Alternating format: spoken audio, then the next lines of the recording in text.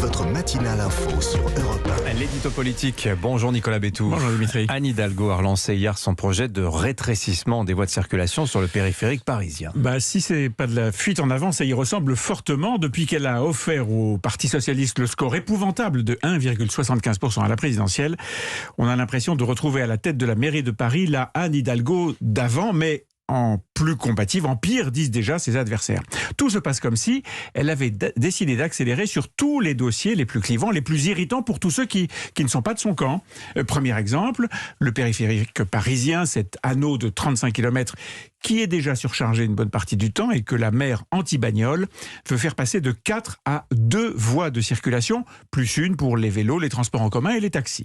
Une gigantesque thrombose assurée sur cet axe majeur de l'Île-de-France qui sert de voie de liaison et de contournement pour tous les automobilistes de la région, mais aussi au-delà, y compris les artisans qui ne peuvent plus entrer dans une capitale devenue un cauchemar d'embouteillage. Valérie Pécresse n'a d'ailleurs pas tardé à réagir. La présidente de la région Île-de-France, qui s'exprime aussi au nom de très nombreux maires de banlieue, va saisir la Commission nationale du débat public pour essayer d'imposer un vrai débat et tenter de faire reconnaître le périph' comme infrastructure d'intérêt national sur laquelle la maire de Paris perdrait alors son autorité. Une enquête auprès des Franciliens a déjà montré un taux d'opposition au projet d'Anne Hidalgo compris entre 80 et 90%. Alors qu'en pense l'État? Qu'est-ce qu'il peut faire? Ce sera un test très intéressant parce qu'Elisabeth Borne a toujours soutenu mordicus Anne Hidalgo sur ses projets. Mais cette fois, c'est au-dessus que ça devrait se passer. Parce que depuis quelque temps, la hache de guerre est de nouveau déterrée entre Anne Hidalgo et Emmanuel Macron. Leurs relations n'ont jamais été un long périphérique tranquille et le premier mandat du président de la République a été émaillé de plusieurs incidents. Des détails, des mesquineries comme le refus de la maire de Paris il y a 5 ans de laisser le nouvel élu fêter son triomphe au Champ de Mars.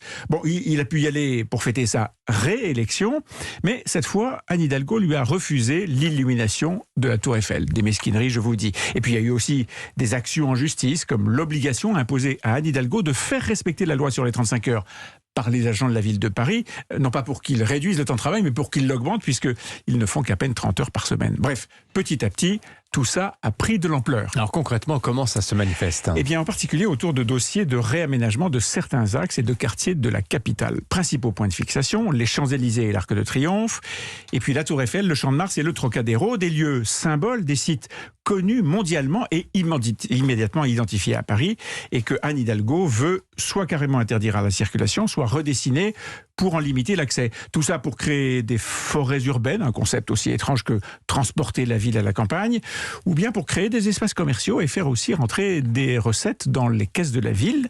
Oui, parce que Paris est désormais très lourdement endetté. Pendant longtemps, les gouvernements précédents n'ont pas réagi, mais cette obsession anti-bagnole atteint un tel point et les bouchons promettent d'être tellement dantesques que ça y est, le laisser-faire, c'est terminé. Le préfet de police vient de refuser d'avaliser les projets sur les Champs-Élysées et il s'est formellement opposé au projet sur le Trocadéro et la Tour Eiffel. Alors évidemment, le préfet de police n'agit pas de son propre chef. Bien sûr que non, c'est très politique. Il a seulement attendu que les élections soient passées pour lancer ces procédures. Il est temps parce que beaucoup de choses ont déjà été faites qui sont aujourd'hui irréversibles et parce que tout se passe comme si, sortie essorée de la présidentielle et menacée aux prochaines législatives de perdre tous ses députés PS à Paris, Anne Hidalgo n'avait plus comme seule solution que de se mettre à la remorque de ses alliés écolos pour essayer de conserver leur bonne grâce. La bataille avec Rachida Dati en embuscade sur la droite, la bataille va être rude et Mars, le dieu de la guerre, sera sûrement aux premières loges. Alors elle a expliqué qu'elle renonçait provisoirement à passer la vitesse de 70 à 50 km/h sur le périph', mais avec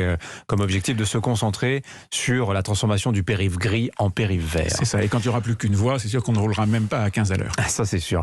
Merci beaucoup Nicolas Bétou. À la une de votre journal L'Opinion ce matin, 2 bonnes infos. D'abord le retour de François Hollande qui prépare, dites-vous, déjà 2027. Il dira demain, l'ancien chef de l'État, s'il est candidat ou non aux législatives. Et puis l'affaire qui pollue la campagne des législatives à gauche, le Burkini. Vous annoncez qu'après leur victoire à Grenoble, les militants de l'Alliance citoyenne ont d'autres communes dans leur viseur et vous dites Lyon, Villeurbanne ou encore des villes de Seine-Saint-Denis. On en parlera dans Europe 1 2022 à 8h40 et avec l'invité de Sonia Mabrouk dans 20 minutes, c'est Philippe Bas, le sénateur LR de la Manche et ancien ministre. Il propose une solution pour interdire le bikini dans les piscines. Il nous dira précisément laquelle. À demain Nicolas.